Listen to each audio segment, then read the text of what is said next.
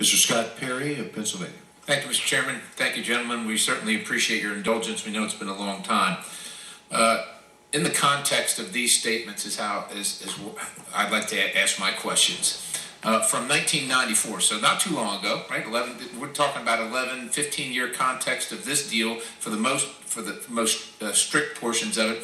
So from 1994, the entire world will be safer as we slow the spread of nuclear weapons is one statement, and also the United States and international inspectors will carefully monitor North Korea to make sure it keeps its commitments. And we all know that's, of course, quotes from President Clinton that none of that happened. I mean, North Korea is what it is, and we are where we are. But in that context, Secretary Kerry, reading your quote recently with a reporter from Al Arabiya, I don't know how to interpret at this point in time except to take it at face value in relation to chance of death to America, death to Israel. We're going to continue our policy.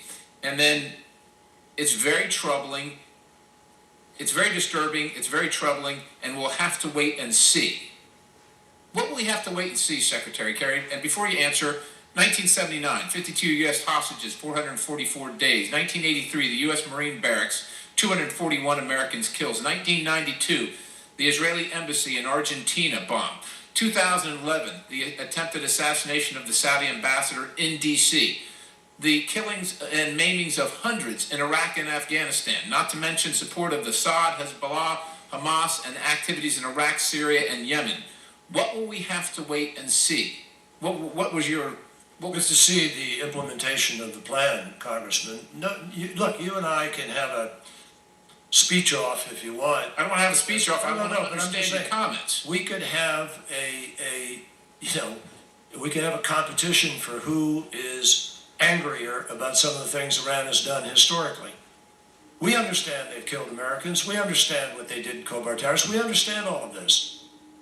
But they were marching towards a nuclear weapon. Mr. Secretary, you must understand, I appreciate this very time, you must understand the American people see Iran as like a crocodile or a shark that does what it does. And we're saying, well, we're going to give the crocodile or the shark a few more teeth and let's see if it does something different. That's not accurate. That's what we see. Let me say this too. You have said that we don't have a better option. Right. Keep on saying, well, you haven't provided a better option. Congressman, but first of all, Mr. Secretary, with all due respect, it is not Congress's job. This is the administration. And if you would use the treaty process as provided by the Constitution, maybe we wouldn't be in this situation. Furthermore, we say, well, this is the only deal we can get. That there's no better deal. Congress has a long history of instituting better deals. Example are 200 treaties, including 80 multilateral accords modified by Congress, including the Arms Control Agreement, SALT II, and the Threshold Test Ban Treaty that failed to reach a vote and were modified. So there is a history for that of getting a better deal. And if the Ayatollah doesn't like it and doesn't want to negotiate it, oh, boo-hoo. We're here for America. We stand for America. You represent America. With that having been said, in another interview, if you don't get a majority in Congress to support this deal, doesn't that undermine the deal? And your statement, it's abbreviated, they don't care over there. And I'm assuming you mean Iraq, as long as the deal is implemented. And that's what we care about, that this deal being implemented. So do you care more about this deal or the UN's approval or American sovereignty and the approval of the American people through their duly elected representatives, Mr. Secretary? Congressman, I don't need any lessons from you about who I represent. I've represented and fought for our country since I was out of college. And God bless you for your service. Don't give me any lessons about that, okay? Now let me just make it crystal clear to you. This is America's interest, because America is the principal guarantor of security in the region, and particularly with respect to some of our closest friends.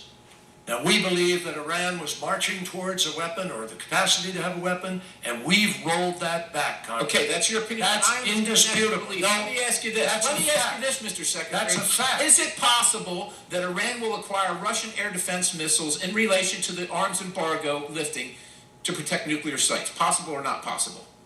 Say that again. Is it possible that Iran will acquire Russian air defense missiles to protect nuclear sites? Those are not in the agreement. They have A-300s. In the relation to the arms embargo lifting? No, they're not banned by the arms embargo. They're outside of it.